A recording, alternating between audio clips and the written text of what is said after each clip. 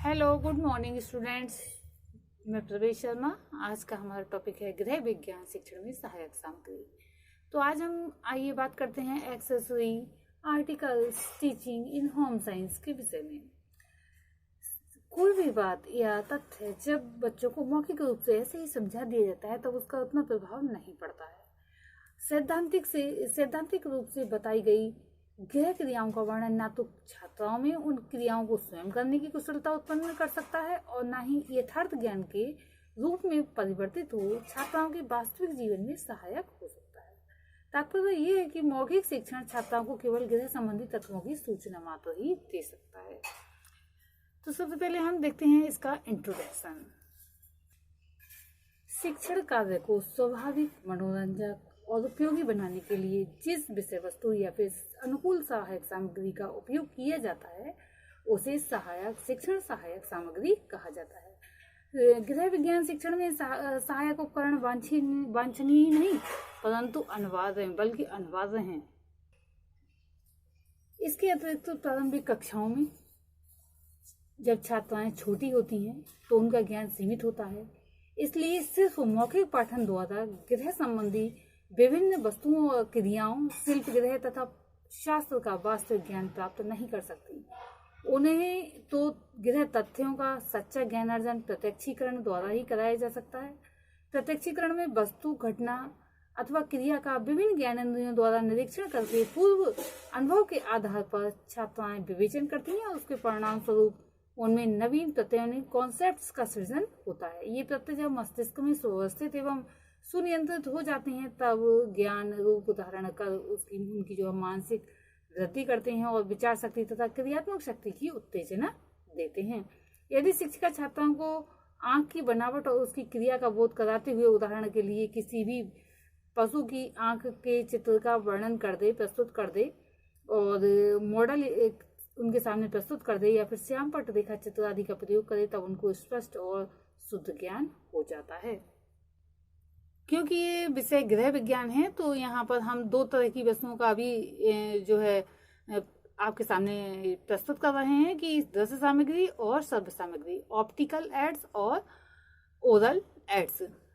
वैसे तो दृश्य श्रव्य सामग्री और दृश्य सामग्री अलग होती हैं, लेकिन यहाँ पर सिर्फ ये सहायक सामग्री के विषय में हम इनका वर्णन कर रहे हैं। द्रष्टव्य सामग्री स्थूल होती हैं, सूक्ष्मता की अपेक्षा स्थूल के आधार पर छात्राएं सरलता से ज्ञानोपार्जन कर लेती हैं। इसके अतिरिक्त इनके उपकरण जो होते हैं आकर्षक एवं मनोरंजक होने के कारण छात्राओं के अध्ययन को एकाग्र करने में सहायता देते हैं। जैसा कि कहा गया है, illustration have not only illumining power but fixing also. Vincent महोदय के अनुसार Good illustration will make intellectually read presentation come to life। यानी उचित दृष्टांत निर्जीव नीरस प्रस्तुतिकरण को जीवन प्रदान करता है। प्राइमरी तथा माध्यमिक कक्षाओं में दृष्टांत मौलिक रूप में उतने प्रभावशाली नहीं होते जितने कि दृष्टव्य रूप में होते हैं। इनसे होता क्या है कि कम बुद्धि वाले यानी मंद बुद्धि बालक भी आसानी से सीख जाते हैं। इस सामग्री को जो है दो भागों में विभाजित किया गया है, जैसा कि ये सामने प्रस्तुत है आपके दृश्य सामग्री और श्रव्य सामग्री। दृश्य सामग्री छात्राओं के समक्ष प्रदर्शित की जाए वह दृश्य सामग्री होती है और श्रव्य सामग्री जो छात्राओं के सुनाने के काम में आए यानी कि उनको सुनाई जा सके। और एक सामग्री दृश्य श्रव्य दोनों ही होती है, जैसे कि टेलीविजन, उस पर देखा भी जा सकता है और सुना भी जा सकता है। कंप्यूटर, उस पर देखा भी जा सकता है, सुना भी जा सकता है। लेकिन अभी हम यहाँ पर दो ही तरह की सामग्री का जो है वर्णन कर रहे हैं। इनके अंतर्गत चित्र, नमूने, मॉडल, मूर्तियां, film strip, lantern, slide, episcope, epidiascope, album, पाठ्यपुस्तक, अनुवीक्षण यंत्र आदि आते हैं।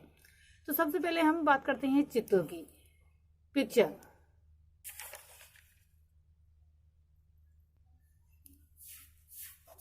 ये कई प्रकार के होते हैं, जैसे वस्तुओं की तस्वीरें, आविष्कारकर्ताओं के चित्र, रेखा चित्र या मानचित्र आदि।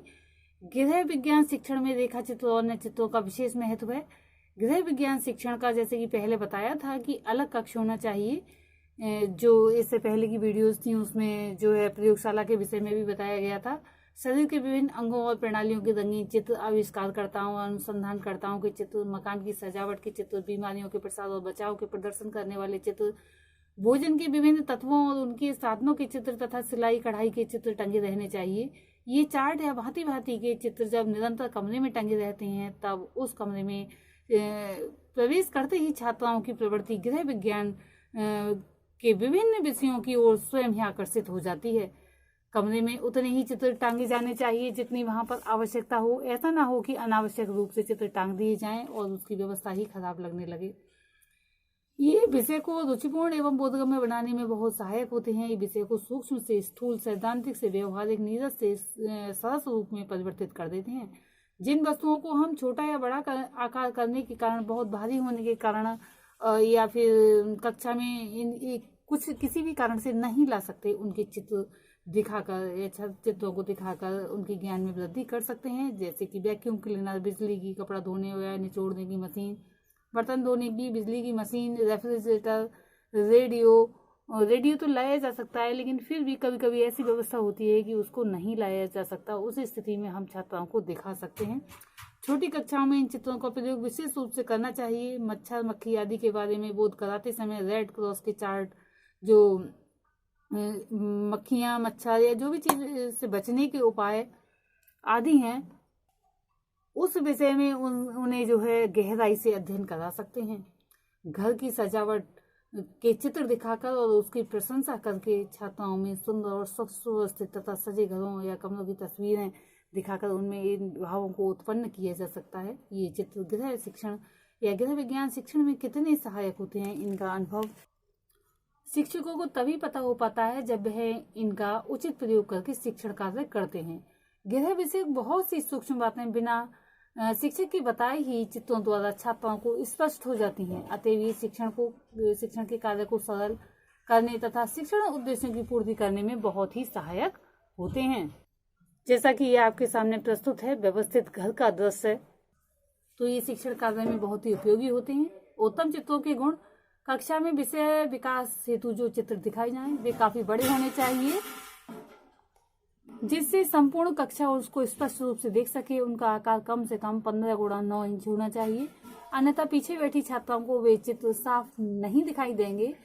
वे बहुत जटिल नहीं होने चाहिए वरन स्पष्ट एवं सजीव होने चाहिए। चित्र स्वाभाविक तथा साधारण होने चाहिए। इन चित्रों को अनावश्यक रूप से मोड़ा नहीं जाना चाहिए क्योंकि ये अव्यवस्थित हो जाते हैं और जगह जगह जब इसमें क्रीज बन जाती है तब जो है कभी कभी चित्र स्पष्ट रूप से नहीं दिखाई देते हैं और जिस कारण से छात्राएं अर्थ का अनर्थ समझती हैं। कहने का तात्पर्य ये होता है वहां जो चीज उन्हें देखनी चाहिए वह ना दिखकर कुछ और ही जो रेखा खींचे जाने के कारण नजर आती है। नेक्स्ट वीडियो में अन्य शिक्षण सहायक सामग्री के विषय में आपको समझाएंगे। आज के लिए इतना ही, धन्यवाद।